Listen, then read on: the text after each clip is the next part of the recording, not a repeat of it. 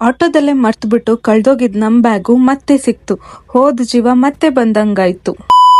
Sudden ಆಗಿ plan ಮಾಡಿ ನಾನು ಮತ್ತೆ ನಮ್ಮ ಏಜು ಇವಾಗ ಧರ್ಮಸ್ಥಳಕ್ಕೆ ಹೋಗ್ತಾ ಇದೀವಿ. ಸೊ ಆಲ್ರೆಡಿ ಟೈಮ್ ಆಗಿದೆ, ಬಸ್ಸಿಗೆ ವೆಯ್ಟ್ ಮಾಡ್ತಾ ಇದೀವಿ. 11 ಗಂಟೆಗೆ ಬಸ್ ಇದೆ. ಸೊ ಫಾಸ್ಟ್ ಆಗಿ ಬಂದ್ವಿ. ನೋಡಿದ್ರೆ ಬಸ್ಸೇ ಬಂದಿರಲಿಲ್ಲ. ಸ್ವಲ್ಪ ಹೊತ್ತು ವೆಯ್ಟ್ ಮಾಡಿದ್ಮೇಲೆ ಬಸ್ ಬಂತು. ಹತ್ಕೊಂಡು ಆರಾಮಾಗಿ ಕುತ್ಕೊಂಡು ಈ ತರ ನಮ್ಮ ಏಜು ಜೊತೆ ಜರ್ನಿ ಮಾಡೋದು ಅಂದ್ರೆ ನಂಗೆ ತುಂಬಾ ಇಷ್ಟ.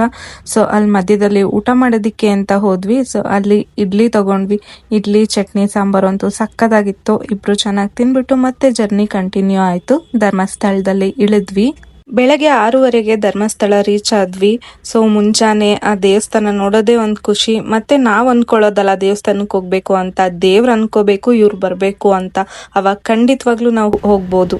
ಇವಾಗ ನಾವು ರೂಮ್ ತಗೊಂಡ್ವಿ. ಸೊ ಲಗೇಜ್ ಎಲ್ಲ ಅಲ್ಲಿ ಇಡ್ಬೇಕಿತ್ತಲ್ವ. ಸೊ ಲಗೇಜ್ ಎಲ್ಲ ರೂಮ್ ಒಳಗೆ ಇಟ್ಟು ನೇತ್ರಾವತಿ ನದಿಯಲ್ಲಿ ಸ್ನಾನ ಮಾಡೋದಿಕ್ಕೆ ಅಂತ ಬ್ಯಾಗ್ಗೆ ನಮ್ದು ಬಟ್ಟೆ ಎಲ್ಲ ತಂದಿದ್ವಲ್ಲ. ಸೊ ಆ ಬಟ್ಟೆನೆಲ್ಲ ಒಂದು ಬ್ಯಾಗಿಗೆ ಹಾಕೊಂಡು ಹೊರಟ್ವಿ. ಆಟೋಯಿಂದ ಇಳಿದ್ವಿ. ಇವಾಗ ಟೀ ಕುಡಿಬೇಕು ಅಂತ ಅನಿಸ್ತು ಅಂತ ಹೇಳ್ಬಿಟ್ಟು ಟೀ ಕುಡಿದು 5 ನಿಮಿಷ ರಿಲ್ಯಾಕ್ಸ್ ಆಗ್ತಾ ಇದ್ವಿ. ಆವಾಗ ನೋಡ್ಕೊಂಡ್ರೆ ನಮ್ಮ ಹತ್ರ ಬ್ಯಾಗೇ ಇಲ್ಲ. ಆಟೋದಲ್ಲಿ ಜಾಗ ಇರಲಿಲ್ಲ ಅಂತ ಹೇಳ್ಬಿಟ್ಟು ಬ್ಯಾಗನ್ನ ಹಿಂದೆ ಇಟ್ಟಿದ್ವಿ. ಇಳಿಬೇಕಾದ್ರೆ ನಾವು ನೋಡ್ಕೊಳ್ಳಿಲ್ಲ, ಸಡನ್ ಇಳಿದ್ಬಿಟ್ವಿ. ಆಮೇಲೆ ನೋಡ್ಕೊಂಡ್ರೆ ಬ್ಯಾಗ್ ಇಲ್ಲ. ಫುಲ್ ಟೆನ್ಷನ್ ಆಯಿತು ನಮಗಂತೂ.